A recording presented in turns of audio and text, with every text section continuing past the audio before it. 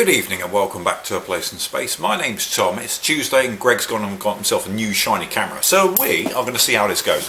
Let's do it. Fantastic Four issue 1 anniversary. Now, these are really cool, frankly, in my eyes. It is a retelling, of course, of the very first Fantastic Four issue, which is largely known as the world's first ever superhero comic team, per se.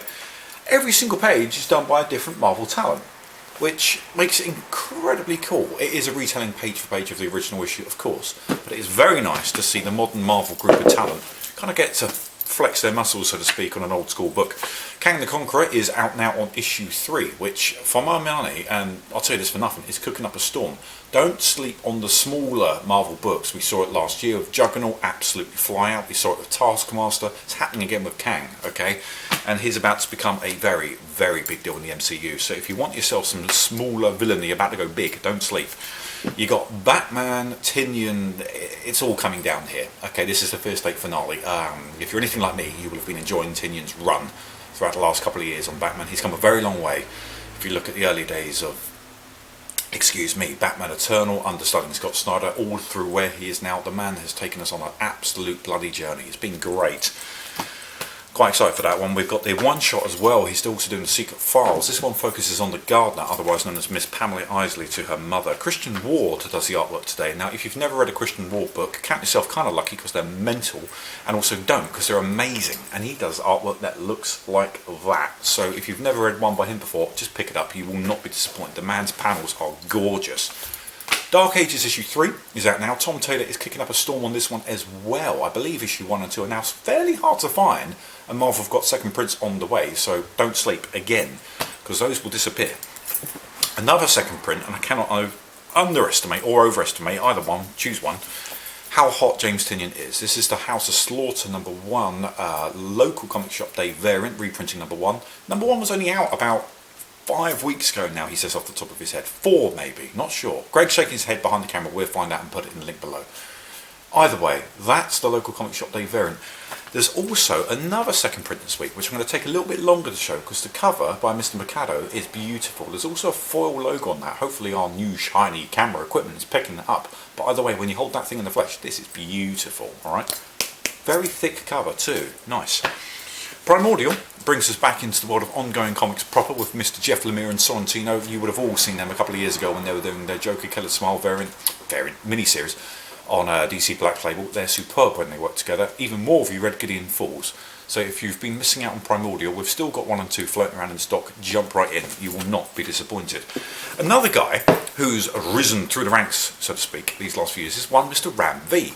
Now, I discovered him a couple of years ago on something called The Savage Shores, a very esoteric, proper oriental vampire story. He's now risen all the way through to the point where he'll be doing stuff like Venom. Also, Radio Apocalypse, which is very much not Venom, it's just Ram doing what he is. An indie superstar in disguise as an absolute maestro. He's awesome. Think Mad Max with record players. It sounds insane, but just run with it. The artwork is delicious, okay? Whoever Anand Rick is, forgive me, I don't know him, but he's churning out panels which look like that. And that's stunning. I'm picking that on the basis it's Ramby alone, so either way. This book has probably brought more attention your way than God right now, and you would have seen many things about it. The son of Mr. Superman is now finally, is a rather proud man right now, is coming out as bisexual in this issue. The Americans shouted about it from the rooftops about a month back, so I'm sure you've heard something. There's also 2 variant covers. This one is quite interesting because his nearest and dearest other half here that is prospected to have powers, and for the first time we see him holding a mask. So where he's going, we're not sure. No idea. That might just be me chatting absolute waffle there, but bear with me. I wouldn't be surprised if they turn him into a super proper. There's also one final variant there. Just because I didn't say the name enough earlier, James Tynion is back again on The Nice House on the Lake, which continues probably to be up there with his biggest selling titles, which when you've got Something's Killing the Children and Batman in the mix, that man shifts a lot of units. Reason? He's very bloody good. Walking Dead Deluxe 27 is out this week, reprinting the first appearance of one Mr. Governor. So right there you've got the main cover, but I suspect many of you may want this one, which is a retelling of his first appearance, or first cover shall we say, by one Mr. Charlie Adlard, which is very cool. Like that. A few quick covers of the week and we're good. David Mack. If you've never read Kabuki, go read it. if you don't have the time, you can just do what I do and laze longingly after his beautiful covers, because the man churns out things which look like that and they are stunning.